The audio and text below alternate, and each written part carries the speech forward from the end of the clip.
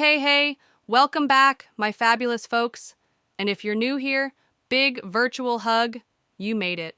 You've stumbled into a cozy little corner of the internet where we talk money, policy, and how to survive the economy without turning into a can of beans.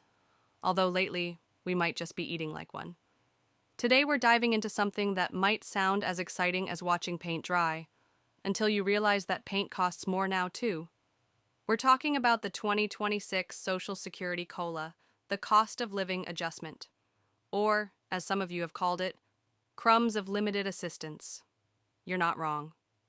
Latest update? That little number crept from 2.3% to 2.4%, which sounds like progress until you remember. That's like getting an extra fry at the bottom of your takeout bag. You're grateful, but you're still hungry.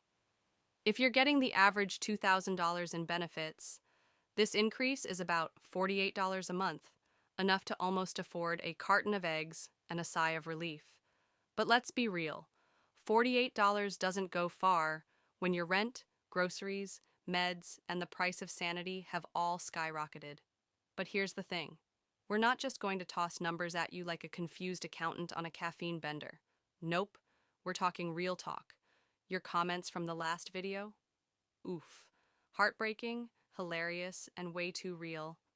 One person wrote, "We done just eat soup," which hits harder than a dropped can of Campbell's. Another said the cola is just crumbs for the peasants. Dramatic? Maybe. Accurate? Also, yes. Someone else just called it a scam, which, if we're being honest, might make more sense than some of the math behind these government formulas. So why is this happening? Blame the CPIW. That's the Consumer Price Index for urban wage earners and clerical workers, aka people under 62 who are not the ones actually depending on Social Security. Translation: they're measuring gas prices and work lunches while seniors are worried about meds, Medicare, and keeping the lights on. Fun fact, not fun at all. Over 20% of seniors spend $1,000 plus a month just on health care. More than half live on under $2,000 total, and about 39% rely entirely on Social Security. So yeah, that 2.4% COLA, it's basically a polite shrug from Uncle Sam. And speaking of healthcare, so many of you mentioned Medicare madness. Paying $185 a month for coverage you don't even use? One of you said you haven't seen a doctor in years but still have to cough up the cash. Hopefully not literally coughing, because then you do need a doctor. But hey, some glimmers of hope. A new executive order is pressuring Big Pharma to stop charging Americans like we're buying medicine at Gucci. If companies don't lower prices to match other countries, the government might step in. Finally. But, reminder, this is an executive order, not law. And we all know how slow the system moves. Like molasses, in winter, on a budget. Also, there was a tariff truce with China for 90 days, which helped a bit, but if that goes away, prices could go back to what levels, and that could still affect the final COLA number in October. Bottom line, if inflation stays low, 2.4% might stick. If it climbs, we might get a higher COLA, but you'll feel the burn in your wallet long before you see a bump in your check. Classic. Now, let's zoom out. The Social Security Trust Fund is projected to run short in under 10 years unless something changes. Raise taxes, revise how COLA is calculated? Who knows? Right now, it's all a political version of whose line is it anyway, where the points don't matter and neither does urgency.